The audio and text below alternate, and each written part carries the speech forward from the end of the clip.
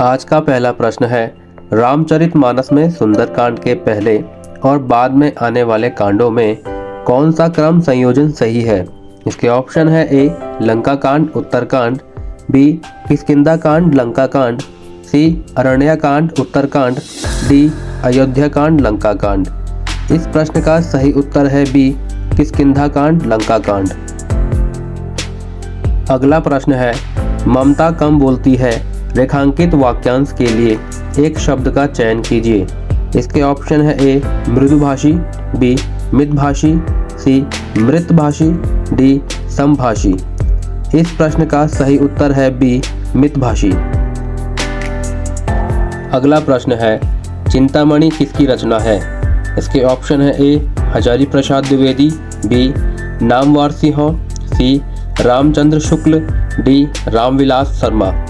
इस प्रश्न का सही उत्तर है सी रामचंद्र शुक्ल। अगला प्रश्न है, श्रुति सम भिन्नार्थक शब्द दिए गए हैं, उनके सही अर्थ को विकल्पों से चुनें। आदि आदि।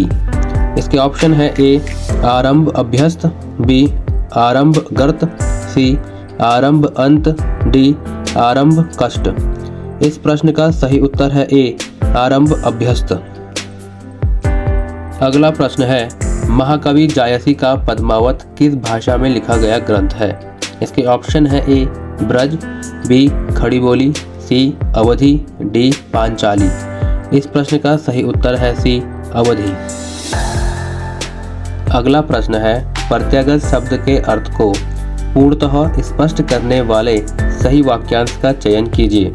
इसके ऑप्शन है ए वापस आया हुआ, बी पुनः जाने वाला, सी किसी से बदला लेना, डी उपरोक्त में से कोई नहीं। इस प्रश्न का सही उत्तर है ए वापस आया हुआ। अगला प्रश्न है, रंगभूमि नामक उपन्यास के लेखक कौन है। इसके ऑप्शन है ए अमृता प्रीतम, बी भारतेंदु हरिश्चंद्र, सी प्रेमचंद, डी मैथिली शरण गुप्त। इस प्रश्न का सही उत्तर है सी प्रेमचंद। अगला प्रश्न है, चंद्रोदय में संधि है। इसके ऑप्शन है ए दीर्घ संधि, बी गुण संधि, सी वृद्धि संधि, डी यण संधि। इस प्रश्न का सही उत्तर है बी गुण संधि। अगला प्रश्न है, निर्विवाद में कौन सा समास है। इसके ऑप्शन है ए कर्मधारय, बी अवयवी भाव, सी तत्पुरुष, डी बहुव्रीहि। इस प्रश्न का सही उत्तर है बी अवयवी भाव। अगला प्रश्न है, उत्कर्ष का विलोम है। इसके ऑप्शन है ए अपकर्ष, बी परामर्श, सी संघर्ष, डी विमर्श।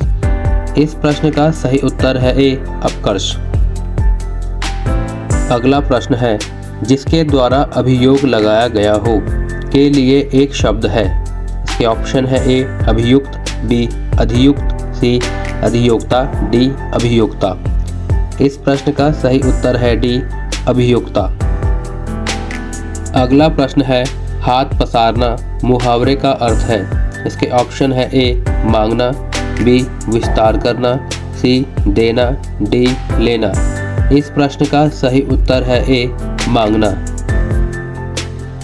अगला प्रश्न है, होनहार बिरवान के होत चिकने पात लोकोक्ति का अर्थ है। इसके ऑप्शन है ए चिकने पत्तों वाला पौधा सुंदर लगता है, बी होनहार बालक के लक्षण बचपन से ही प्रकट होने लगते हैं, सी उद्यान का शौक होना, डी चिकने पत्तों से लगता है कि पौधा वृक्ष बनेगा। इस प्रश्न का सही उत्तर है बी होनहार बालक के लक्षण बचपन से ही प्रकट होने लगते हैं। अगला प्रश्न है, जहां अनेक वर्णों की आवृत्ति केवल एक बार होती है वहां होता है। इसके ऑप्शन है ए श्लेष अलंकार, बी यमक अलंकार, सी छेकानुप्रास अलंकार, डी वक्रोक्ति अलंकार। इस प्रश्न का सही उत्तर है सी छेकानुप्रास अलंकार। अगला प्रश्न है, उपसर्ग रहित शब्द कौन सा है। इसके ऑप्शन है ए सुखी, बी आरूढ़, सी उपकरण, डी निर्विरोध। इस प्रश्न का सही उत्तर है ए सुखी। अगला प्रश्न है, दही बड़ा में कौन सा समास है। इसके ऑप्शन है ए तत्पुरुष, बी द्विगु, सी बहुव्रीहि, डी द्वंद्व। इस प्रश्न का सही उत्तर है ए तत्पुरुष। अगला प्रश्न है योजना आयोग है। इसके ऑप्शन है ए कानूनी निकाय, बी सलाहकार समिति, सी स्वायत्त निकाय, डी एक मंत्रालय। इस प्रश्न का सही उत्तर है बी सलाहकार समिति। अगला प्रश्न है पंजाबी भाषा की लिपि क्या है। इसके ऑप्शन है ए देवनागरी, बी गुरुमुखी, सी अपभ्रंश, डी संस्कृत। इस प्रश्न का सही उत्तर है बी गुरुमुखी। अगला प्रश्न है घड़ों पानी होना मुहावरे का सही अर्थ है।